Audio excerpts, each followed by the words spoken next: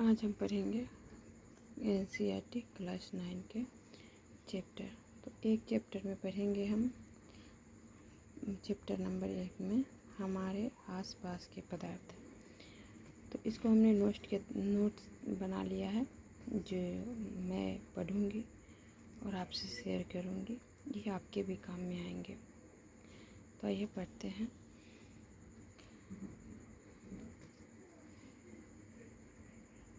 तापमान के बढ़ने से कणों की गतिज ऊर्जा बढ़ जाती है। तो तापमान के बढ़ने से गतिज ऊर्जा बढ़ जाती है। उसके बाद है ठोस की निश्चित आकार एवं स्पष्ट सीमाएं होती है।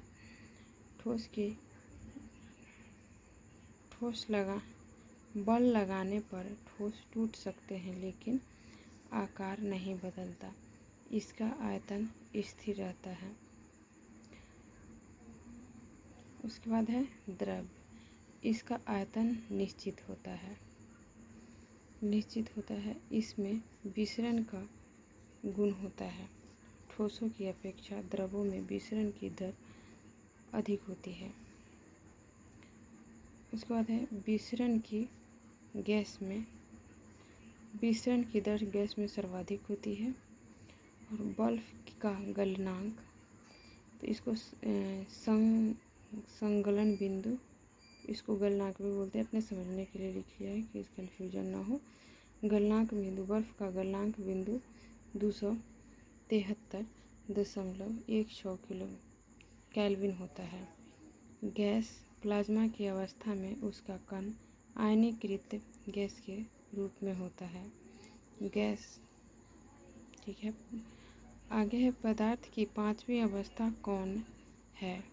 तो इसका होता है बोस-आइंस्टाइन। कंडेंसेट भी किताब में लिखा हुआ होता है। मैंने इतना ही समझने के लिए लिखा है। द्रव, गैस का द्रव में बदलना संघनन कहलाता है। उसके बाद है वह प्रक्रिया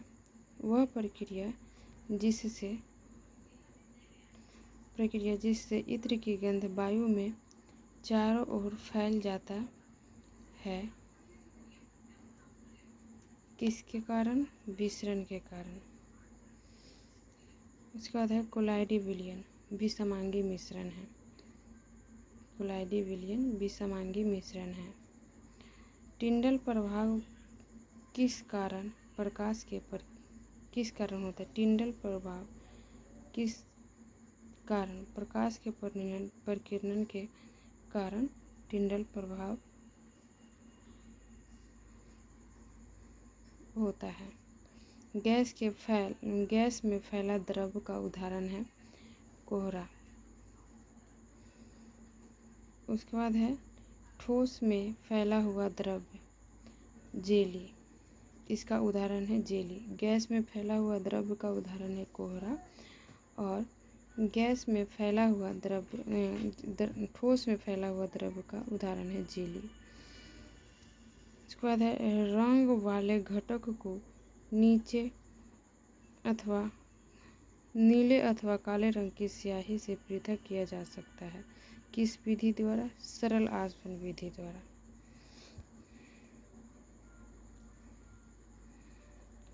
उसके बाद है वायु समांगी मिश्रण होता है। उसके बाद है सर्वप्रथम तत्व का प्रयोग रॉबर्ट बायल ने 1661 ईस्वी में किया था। आगे है इसी चैप्टर का आगे है ये धातु के गुणधर्म। यह इलेक्ट्रॉन देता है। धातु इलेक्ट्रॉन देता है।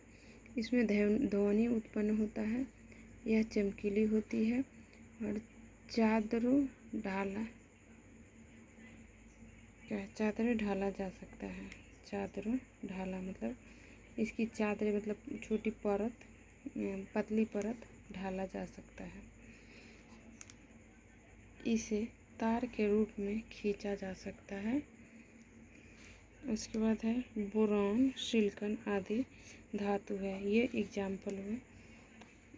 बोरॉन, सिलिकॉन, गोल्ड, सिल्वर, ये सब धातु हैं। वह तत्व जो सामान्य या सामान्य से थोड़ा सा अधिक ताप में द्रव अवस्था में रहता है। Caesium, gallium, caesium, gallium. आगे है, आवर्त सारणी के कुल कितने तत्व कमरे के तापमान में गैस अवस्था में रहता है? 11।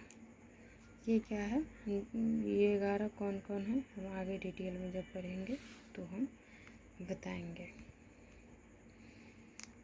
तो फ्रेंड,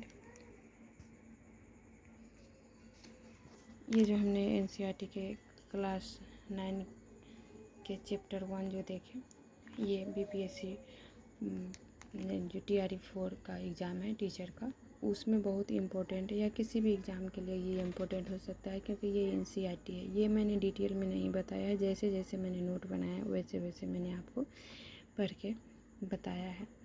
और आप मुझ पे विश्वास करें, मैं आगे की क्लास में कोशिश करूँगी कि मतलब ये डिटेल में मैं आपको समझाऊँ, और मतलब आप जो भी ये जैसे ये हो गया, आवर्त सारणी के कुल कितने तत्व कमरे के तापमान में गैस अवस्था में रहते हैं, तो ये 11 है। और ये 11 कौन कौन है, ये डिटेल में अगर चाहते हैं तो थैंक यू फ्रेंड। अगर मेरी वीडियो आपको यूजफुल लगे तो मेरे वीडियो को लाइक करें, शेयर करें, और मेरे चैनल पे नए हैं तो सब्सक्राइब करें। Thank you.